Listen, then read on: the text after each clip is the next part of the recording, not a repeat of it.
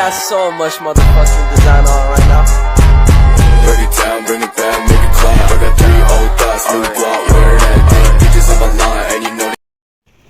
Assalamualaikum warahmatullahi wabarakatuh.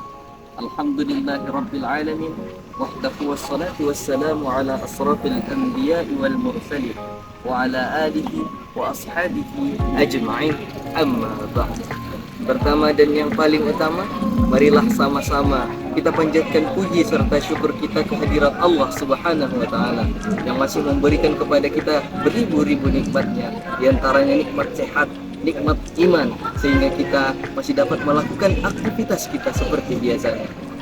Salawat beriringkan salam ke ruh baginda Rasulullah sallallahu alaihi wasallam yang berlafazkan Allahumma salli ala sayyidina Muhammad wa ala ali sayyidina Muhammad, yang dimana syafaat beliau kita harapkan di yauma yunfadu malun wala banun illa man atallah biqalbin salim.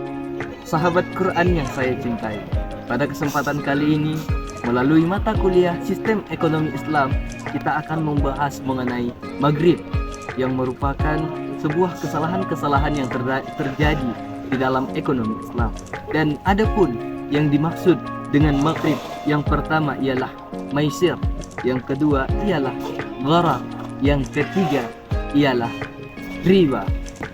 Yang pertama, perlu kita bahas mengenai maisir. Apa itu maisir sebenarnya? Maisir merupakan sebuah perlakuan perjudian, sebagaimana telah disampaikan oleh Allah Subhanahu wa taala dalam Quran surah Al-Maidah ayat 90 yang berbunyi, A'udzu billahi minasyaitonir rajim. Bismillahirrahmanirrahim. Ya ayyuhalladzina amanu innamal khamru wal maisiru wal ansabu wal ajlamu rijsum min 'amalis syaitan fajtanibuhu la'allakum tuflihun. Yang sebagaimana artinya, wahai orang-orang yang beriman, sesungguhnya khamar, wal maisir, perjudian, wal ansabu, dan mengundi nasib dengan anak panah,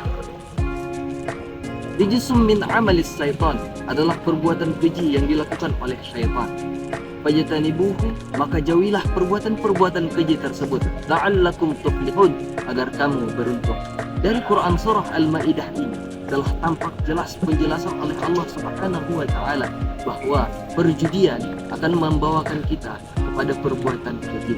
Artinya bahwa dalam ekonomi Islam pun ini berkaitan, karena perjudian itu akan menjadikan keuntungan terhadap satu pihak dan kerugian pada pihak yang lainnya. Justru hal inilah yang menjadi kesalahan bagi ekonomi Islam. Adapun yang kedua, pembahasan yang kita perlu bahas yaitu gharar. Arti gharar ini secara bahasa merupakan penipuan, yang dimana di dalam Quran surah An-Nisa ayat 29 dijelaskan, Bismillahirrahmanirrahim. Ya ayyuhalladzina amanu la ta'kulu amwalakum bainakum bil batil, yang sebagaimana artinya, wahai orang-orang yang beriman, janganlah kamu memakan harta saudaramu di antaramu dengan cara yang batil. Maka hal ini mendasari bahwa kita dalam upaya bermuamalah, berdagang, untuk tidak melakukan penipuan, terutama di dalam bagian transaksi. Hal ini memang justru banyak terjadi di dalam transaksi online, sebagaimana terjadi di perbelanjaan online shop layaknya Shopee, Lazada, Tokopedia, dan lain sebagainya. Maka dari hal ini perlu bagi kita untuk menjauhi yang namanya gharar, karena dengan adanya gharar ini akan memberikan suatu mudarat kepada seseorang, dan yang mendapatkannya hanya sebagian orang untuk manfaatnya. Artinya apa? Bahwa sesungguhnya penipuan ini patutnya untuk kita jauhi, karena gharar dapat memicu kerusakan ekonomi Islam. Karena pada dasarnya ekonomi Islam kita bangun untuk meningkatkan dan memakmurkan umat Islam pada umumnya, dan pada khususnya untuk umat seluruh manusia. Maka marilah sahabat Quranku sekalian, kita bersama-sama untuk menjauhi gharar, mengajak masyarakat untuk memahami bagaimana transaksi dalam ekonomi Islam yang baik dan benar. Baik, dan kemudian masuklah kita kepada pembahasan yang ketiga, yaitu riba. Dalam bahasa Arab, riba ini diartikan dengan tambahan. Kemudian Allah Subhanahu wa taala berfirman di dalam Quran surah Al-Baqarah ayat 275 yang penggalan ayatnya itu dikatakan bahwa Bismillahirrahmanirrahim wa ahallallahu al-bai'a wa harrama riba. Dalam penggalan ayat ini telah jelas bahwa riba diharamkan dalam Islam. Konsep riba di dalam bank konvensional merupakan penambahan bunga terhadap suatu hal yang dipinjam, baik itu barang maupun uang. Maka jika terjadi penambahan terhadap suatu barang yang dipinjam, disitulah terdapat dia yang dikatakan sebagai bunga ataupun tambahan yang menjadi riba. Sedangkan dari bank syariah sendiri memberikan konsep bagi hasil yang artinya sama-sama membagi terhadap keuntungan yang dimiliki atas hal yang dilakukan. Artinya bahwa jika ada penambahan dari suatu hal tersebut, maka disitulah yang dikatakan sebagai riba itu. Dan Allah tidak menyukai akan adanya riba itu.